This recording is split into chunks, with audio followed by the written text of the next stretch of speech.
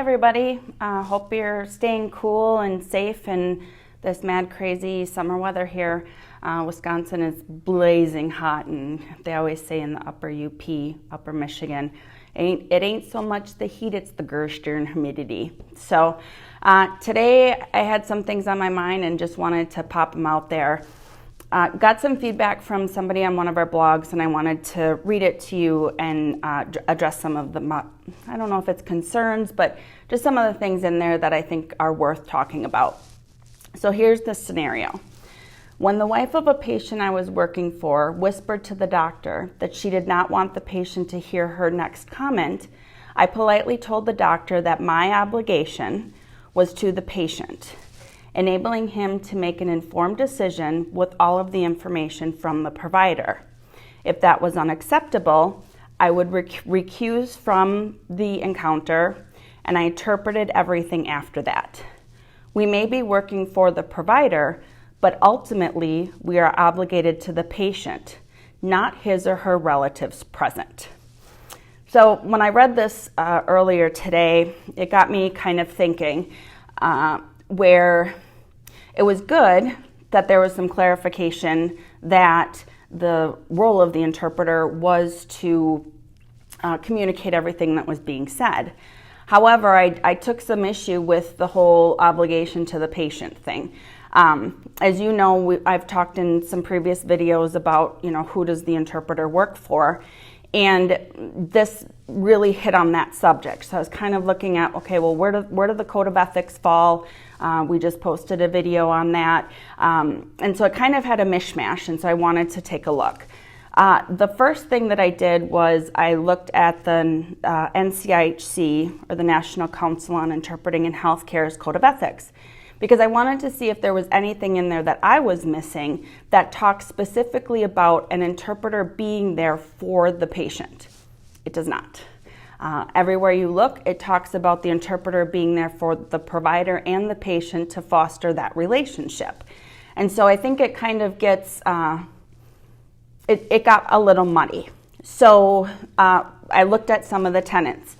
And advocacy is to prevent harm to parties that the interpreter serves. The ethical principle is when the patient's health, well-being, or dignity is at risk, an interpreter may be justified in acting as an advocate. So when I was, kind of looking at the scenario, there are some gaps, and I didn't ask for some clarification, so I'm making some assumptions based solely on what I'm reading. So there may have been different things that happened in there that I don't know of. But, being that this scenario is what it is, that's what I'm speaking to. When the interpreter heard the whisper, I'm curious as to whether or not there was time for the provider to manage the situation, or to respond to it, or to speak to the wife and say, I understand, but this is how I work. This is the encounter, so it seemed really kind of to jump forward. You also have the interpreter who is speaking to their role, and that is clarifying their role boundary. And this is where the interpreter maintains the boundaries of the professional role, refraining from personal involvement. And so when they brought up, okay, I'm going to interpret everything that's said because that is my role, that was great. Perfect. That's what we're supposed to do in that type of encounter.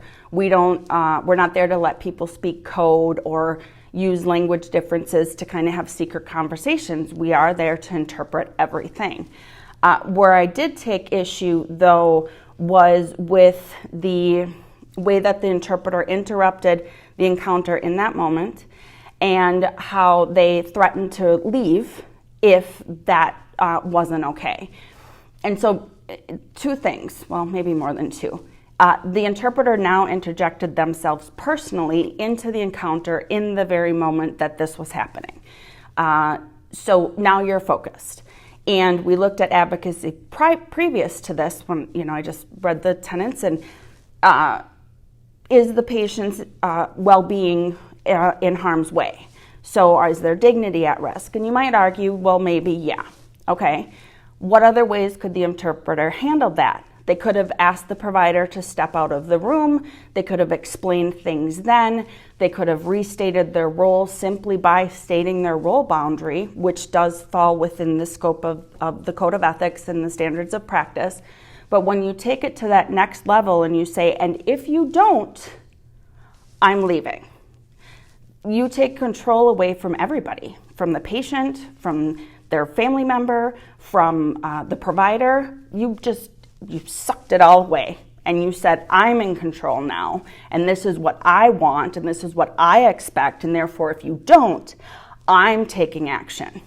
So with the limited understanding and the limited scope of the situation, I think that while the intention was good, right, because we've talked about that before, and we really want to make sure that the patients receive equal access to health care, this is making the assumption that the provider doesn't give a hoot about the patient, or that the provider can't manage the encounter, or that without the intervention of the interpreter, the patient is going to die.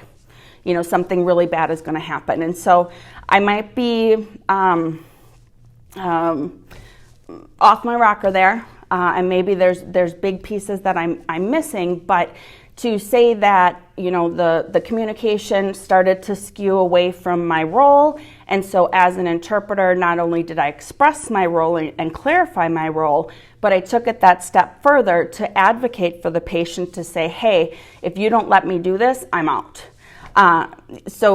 Really what the violation kind of is, if you look at violations and Code of Ethics and things, is impartiality. So to eliminate the effect of interpreter bias or preference, the ethical principle is interpreters strive to maintain impartiality and refrain from counseling, advise, or projecting personal biases or beliefs. So again, there was some assumptions happening there, and when you take it to that next level and you make it kind of a threat or either or type situation, or patient versus provider, that's not what we do. That's not what our role is designed for, and that does not win cheerleaders and champions in healthcare. And it's really important as interpreters that we stay away from, but it's really about the patient, because it's not. If the provider wasn't there, they would be sick. They wouldn't have access to healthcare. So while we know a lot and we know what we're doing and we're continually developing ourselves, we cannot lose sight of the focus of our work, and that is to let adults be adults and provide a good interpreting service following all of the tenets of our Code of Ethics and standards of practice and our professional guidelines. And when we do that, all is well. Patients are taken care of, providers are happy, healthcare is willing to pay, and interpreters get to go home at night and lay their head down knowing they did a great job. So just a little bit of feedback. I'm sure there's going to be comments coming my way as to whether or not you agree or you disagree, and I really welcome the conversation, because it's this type of dialogue that helps us all move forward. So thanks for watching, and we'll see you soon. Have a great day.